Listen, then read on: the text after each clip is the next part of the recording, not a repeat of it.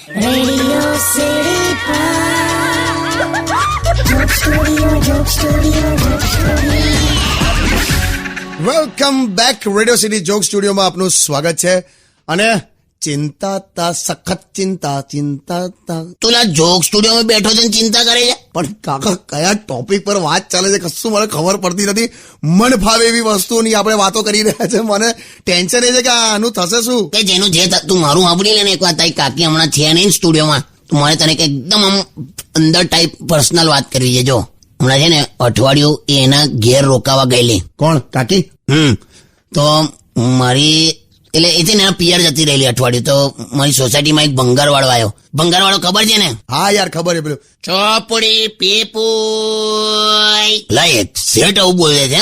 તું નહીં આવતો ને લા. બે આ એક્ટિંગ કરીને બતાડી યાર, હું મગજમારી કરો. હા તો સાંભળજો. તે છે ને ભંગારવાળો આવ્યો અને મને કે આવું સેમ તારે જેવું ચોપડી પેપર હોય કે હાલો, જૂનો સામાન હોય તો હાલો, જૂના કપડા હોય તો હાલો, એવું બધું બોલતો હતો એ. તો મેં કીધું અભી જો મેમ સાહેબ है ना वो नहीं है, वो પિયર ગઈ है. તો પછી કે ખાલી બોટલો પડી હશે ને હાલ દો.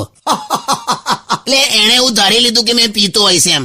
આવું કરવાનું. પણ કાકા એક વાત તો કહો, પીઓ છો ખરા? ના લાવે તું તો એટલે ખોટું ઇમોશનલ થઈ જવાય છે યાર પછી. અને ઘણી વાર એટલું બધું આપણું પોતાનું ઇન્સલ્ટ થઈ જાય ને. મેં બોમ્બે ગયેલો ને તો મેં થોડુંક આટલું એટલે બહુ વધારે નહીં, હા ખ્યાલ આવી ગયો, તમે બોલો ને યાર. આટલું થોડુંક લીધું ને તો મને થઈ ગયેલી. પછી તો મેં પેટ્રોલ પંપ પર ઉભો ત્યાં સિક્કા નાખતો હતો.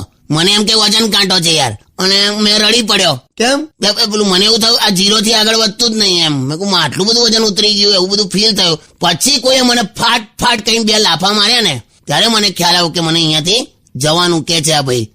બહુ ઇન્સલ્ટ ફીલ થઈ ગઈ. એટલે પીવું નહીં યાર કોઈ દિવસ, બસ આટલું જ કેવું તું. એટલે હવે શું કરું? હવે એટલે તું હવે ગીત વગાડી શકે યાર આમ એ રીતે.